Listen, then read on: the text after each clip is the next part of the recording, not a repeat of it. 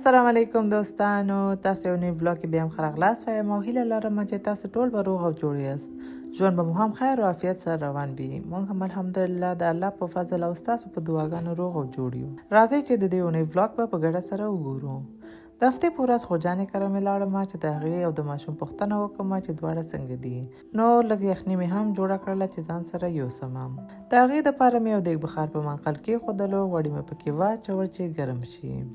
ورپسې مې 1 کیلو د پسه غوښه واچوله، یو څو دقیقو دپاره مې سره کړله. بیا مې یو دانه پیاز میده کو پکې واچولو او یو څو دقیقو دپاره مې سره کړ چې پیاز لږ نرم شي. بیا مې لږ کورکمن او مالګه هم پکې واچوله او دوباره مې لږ سره مکس کړ. ورپسې بیا یو دانه اوږه هم میده کړه او واچوله. دا مې بیا باقي مواد سره ګډ کړ. بیا مې پکې اوبه واچولې. د دې بخار سر مې بند کړ او بخار مې ورکړ چې غوښه نرمه شي. ورپسې بیا د هغې ماشومانو دپاره لږ سنیکس لکه چپس، ګلچې، کاکاو، لږ نور شیان اخیستي وو. هغه مې واخیسته او صحیح مې جوړ کړ.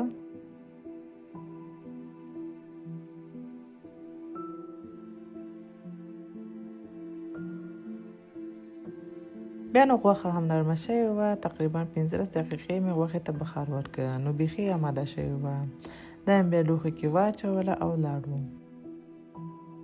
دلته ښه د سږکال ښه خوندوره واوره شوې ده او یخ هم نسبتا نورو کلونو ته ډېر دی او په دې ورځ هم ښه واوره شوې وه او ځمکه یې ښه صحیح سپینه کړې وه. تر ماښامه هلته وو. بیا نو بېرته راغلو کور ته. چې راغلو نو په همدې شپه کې ماشومان شاله ول چې موږ ته شیر یخ جوړ کړه. زما خپله هم زړه و چې جوړ کړمه، ولې په سبا یې، ولې د ماشومانو زور څوک لري. نو په همدې شپه کې مې جوړه کړه. هله پرېږدئ چې دوی خوشحاله وي، بیا ونه وایي چې زموږ دا هیله دې پوره نه کړله. او د شیر یخ ویډیو مې تیار تاسو سره شریکه کړې هم ده.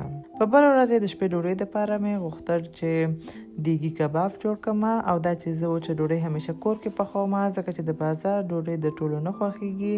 د رخصتي په ورځ عموما ډوډۍ پخوم چې یو څو ورځې تیار ولرم. نو همدې دپاره مې اول اوړه وخوږه او کور دپاره چې ډوډۍ پخوم عموما تور او سپین اوړه سره مکس کوم. داسې بیا ډوډۍ لا ډېر خوندور راسي. ډوډۍ چې پخه کړم بیا ټوټه کوم او د فریزر پلاستیک کې اچوم او یخدان کېږدم. بیا چې هره ورځ مې هر څومره پکار وي یخدان وباسم، لږ یې مایکروویو کې ګرموم چې دا واورې ویلې شي او بیا خورو. په دا طریقه بیا داسې ښکاري لکه تازه مې چې پخه کړې وي. یوه مهمه نقطه دا ده چې بیخي ډېر باید ګرم نشي او بل هماغومره چې پکار وي هماغومره ګرمه شي. بیخي ډېر چې ګرمه شي بیا کلکېږي او که 10 دقیقې مخکې یخدان نه وایستل شي نو لا ښه وي. دا هم یو ټریک دی چې زه کاروم، ځکه چې د مصروفیت د لاسه هره ورځ ډوډۍ پخول نه کېږي. داسې بیا 2-3 ورځې بعد پخوم. اوړو کې زه کله تازه خمیر او کله وچه اچوم. نوره مالګه، اوبه او 2 رقمه اوړه خلاص. لږ غوړي هم اچوم چې لاس پرې ونه نښلي. اوړه مې بیا یو ګرم ځای کې کېښودله چې ورسېږي. تر هغه چې اوړه رسېده نو ما ویل راځه چې د پسه د غوښې دیګي کباب هم جوړ کړمه. نو هغې دپاره مې یو کړاهي کې غوړي واچول او پرې مې ښودل چې ګرم شي. بیا مې د پسه غوښه ور اضافه کړه. دا مې بیا څو دقیقو دپاره سره کړله چې خپل رنګ بدل کړي، سپین رنګ شي، یعنې تقریبا 15 دقیقو دپاره.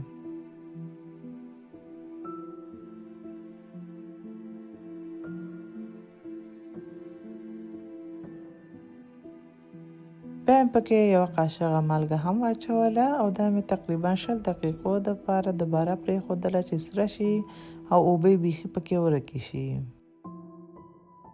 بیا نو اوړه هم ورسېده لکه څنګه چې تاسو هم لیدلی شئ چې څومره ښه رسېدلي دي. زما په نظر تازه خمیرې سره اوړه ډېر زر او ښه رسېږي. دې نه مې بیا 3 پیړۍ جوړې کړلې. دا مې بیا 10 دقیقو دپاره پرېښودلې چې لږ ځان ونیسي او داش مې هم تیار چالان کړ چې ګرم شي.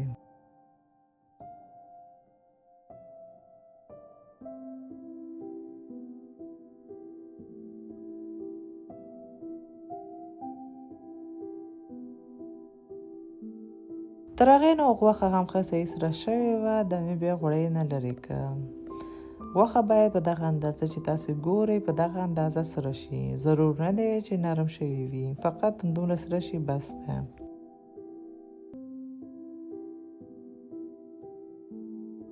دا غوښه مې بیا یو دیګ بخار کې واچوله. 2 پلې هوږه مې میده کو پکې واچوله.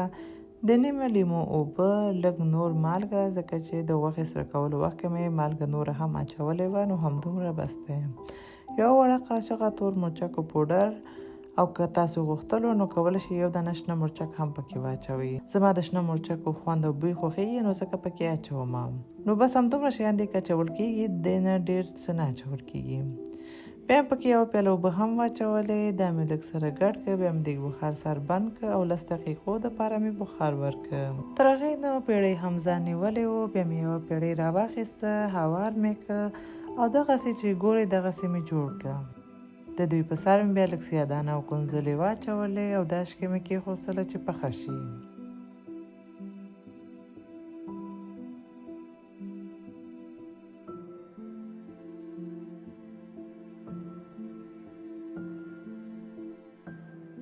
لکه څنګه چې لیدلی شئ نو غوښه هم نرمه شوې وه، لږ اوبه پکې لا پاتې وې. نو منقل مې چالان کړه او پرېښودله چې دا اوبه بیخي پکې ورکې شي او غوښه سره شي.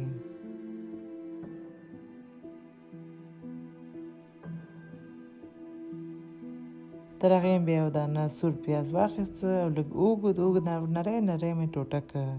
دا مې په یو کاسه کې واچولو. بیا مې لږ تازه دانیا هم میده کړه او دا مې هم د پیازو په سر واچوله. د دوی په سر مې بیا سوماک، مالګه او لږ د لیمو اوبه واچولې او سره میکس مې کړه او بیا مې یو څنګ ته کېښودلو.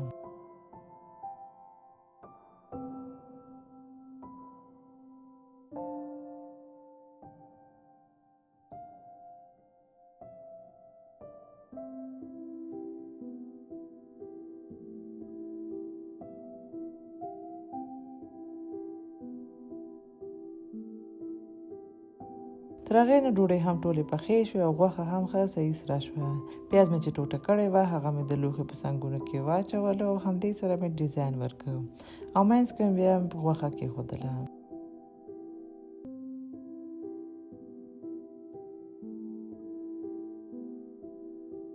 یو 2 ټوټې لیمو مې هم د لوښي 2 طرفه کېښودلی. د دې په سر مې بیا لږ نور سمک هم واچولو چې دې سره د دې کباب خوند لا ښه راځي.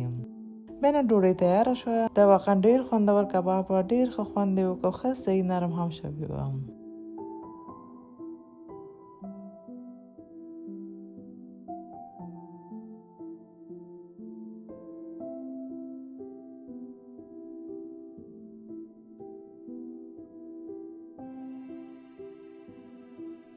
په بله ورځ نو ایله یو میاشت بعد زما نوی موبایل چې آیفون 17 پرو ماکس راورسېده چې دې ته تقریبا یو میاشت په تمه وم.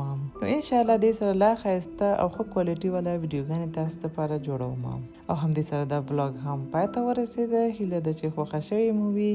که مو خوښه شوې نو لایک یې کړئ، خپل دوستانو سره شریک کړئ. که زما چینل مو تر اوسه سبسکرایب کړي نه وي نو سبسکرایب هم کړئ. په ځان به ډېر خیال ساتئ. ښه وخت ولرئ. الله پامان.